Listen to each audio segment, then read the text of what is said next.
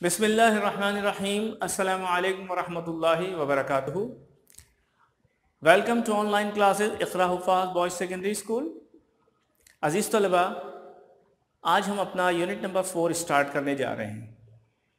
लेकिन इससे पहले कि हम यूनिट नंबर 4 स्टार्ट करें, हम आपसे ये पूछना चाहेंगे कि क्या आपने अपने पिछले तमाम काम मुकम्मल कर लिए हैं, एक्सरसाइजेस को कंप्लीट कर लिया है और अपने जर्नल्स को मुकम्मल कर लिया है, अपने इंडेक्स बना लिए हैं।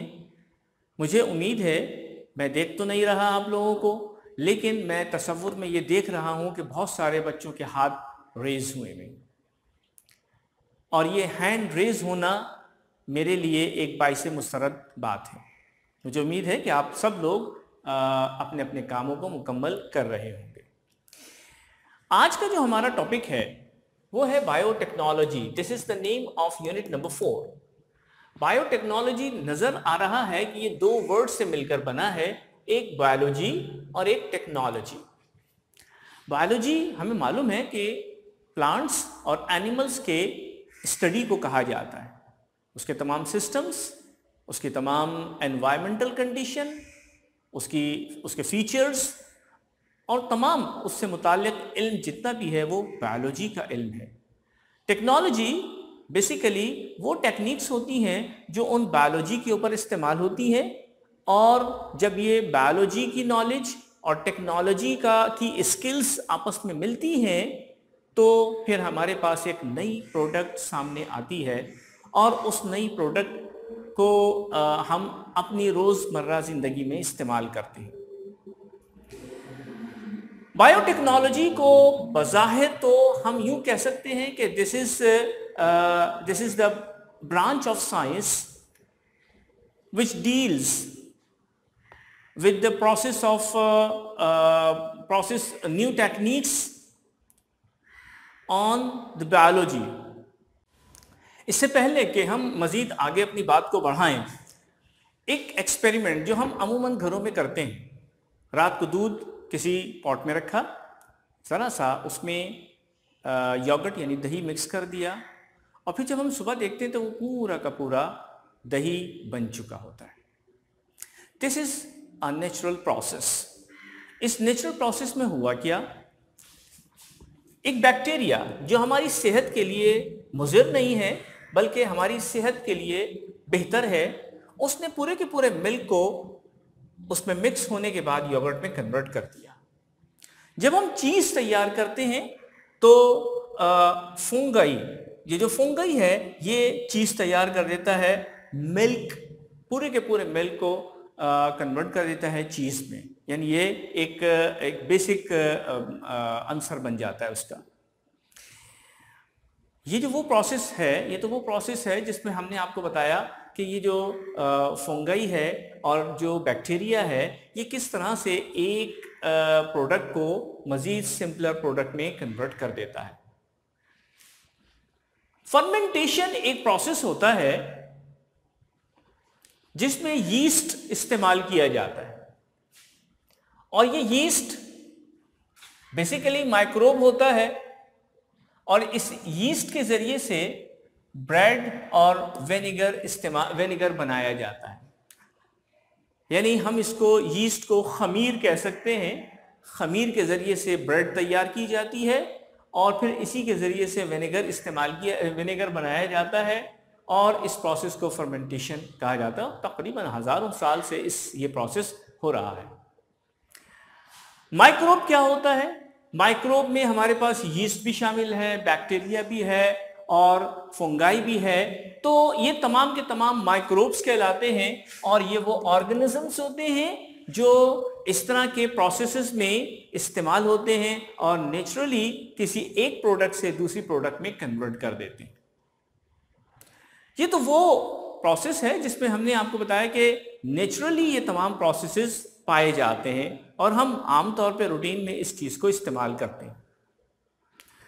अब बात यह है कि बायोटेक्नोलॉजी फिर कहाँ चली गई, बायोटेक्नोलॉजी क्या चीज़ होती है, इसको समझने के लिए हमें यह देखना पड़ेगा कि हम कौन सी टेक्नोलॉजी बायोलॉजी के ऊपर इस्तेमाल करते हैं या बायोलॉजिकल सिस्टम्स पे इस्तेमाल करते हैं, ताकि हम उन यानी इस प्रोसेस के ज़रिए से कोई एक बाई प्रोडक्ट जो है वो तैयार कर सके। आजकल दुनिया में बायोटेक्नोलॉजी के ज़रिए से बहुत सारे काम हो रहे हैं। हम आपको बताते चलें, वैक्सीनेशन जितनी भी होती है, एंटीबायोटिक्स पर जो काम हो रहा है या जितनी एंटीबायोटिक्स तैयार की जा रही हैं, प्लांट और एनिमल की ब्रीडिंग पर जितना काम हो रहा है, इसी तरह फर्मेंटेशन जैसे मैंने अभी आपको बताया, इस पर बायोमेडिकेशन, इन तमाम चीज़ों में बायोटेक्नोलॉजी इस्तेमाल हो रही है। बहुत सारे ऐसे प्लांट्स हैं जिनको बायोटेक्नोलॉजी के ज़रिए से चेंज करके और किसी और प्रोडक्ट में तैयार करके आपको दिखाया जाता है, बताया जाता है। एक नई प्रोडक्ट तैयार कर, नया प्लांट तैयार कर लिया जाता है, उसमें नए यानी फ्रूट्स जो हैं वो भी उसमें यानी दूसरे दोनों के मिक्सचर से बन रहे होते हैं, जिसमें आपको प्योरली एक या प्योरली दूसरा जायका नहीं आता, बल्कि उसमें दोनों के जायके मिक्स होके आ रहे होते हैं। बायोटेक्नोलॉजी हमारे पास आजकल बहुत ज़्यादा पावरफुल टेक्नोलॉजी है, और इसके ज़रिए से आपको क्लोनिंग का नाम आपने सुना होगा। क्लोनिंग भी इसी चीज़ का ही एक नाम है। क्लोनिंग के ज़रिए से, बायोटेक्नोलॉजी के ज़रिए से क्लोनिंग की जाती है, यानी सिमिलर क्वालिटीज़ जो हैं या डीएनए का जो एक कॉम्बिनेशन होता है उसको सेट किया जाता है, चाहे वो नेचुरली किया जाए या आर्टिफिशियली किया जाए, लेकिन ये जो क्लोनिंग है ये भी बायोटेक्नोलॉजी का एक कारनामा है। इसी तरीके से आप ये देख सकते हैं कि जो कैनोला,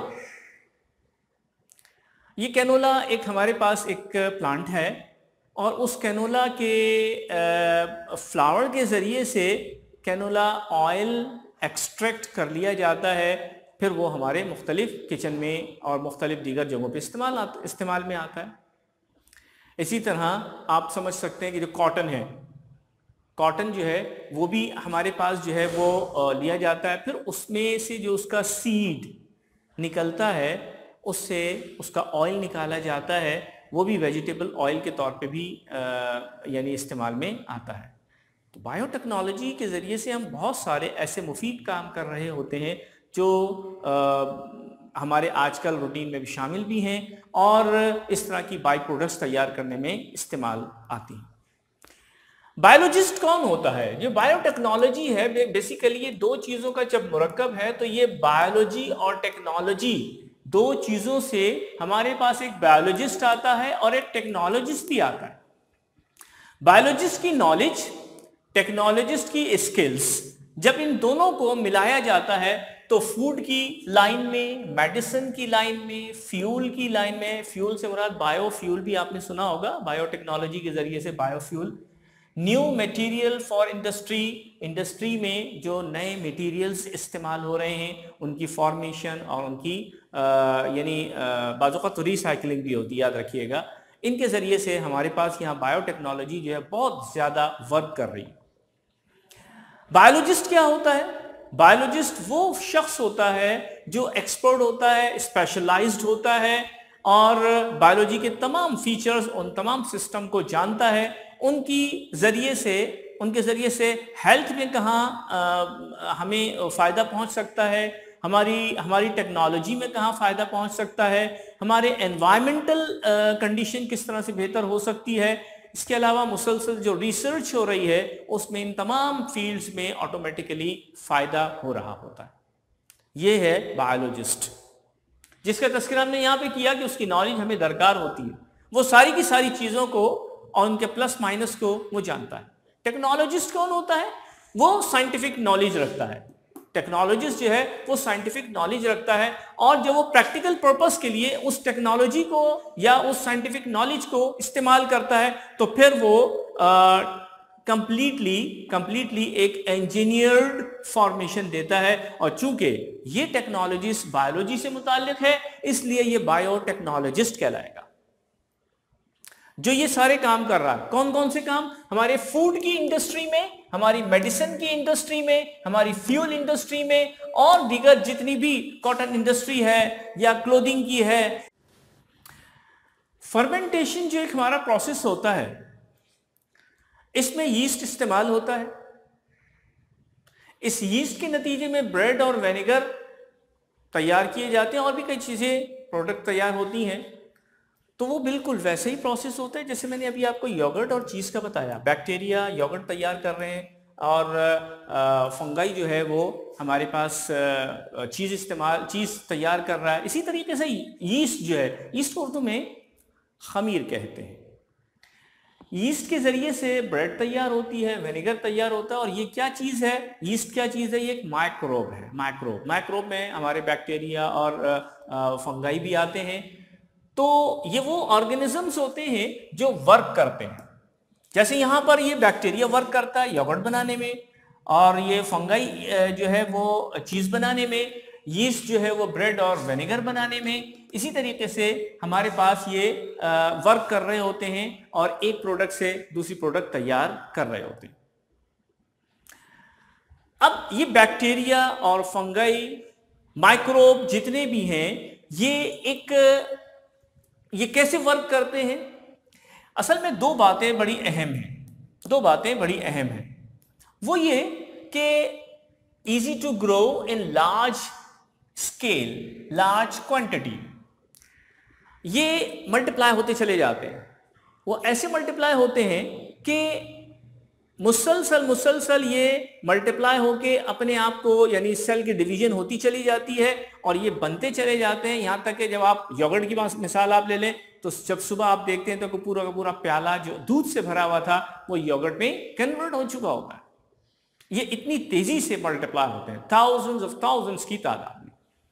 और दूसरा, लेकिन इसके लिए एक टेम्परेचर और फूड स्टफ जो है वो बिल्कुल मयारी और साफ और इस तरह से होना चाहिए जिसके लिए, जो इनके लिए जरूरी होता है।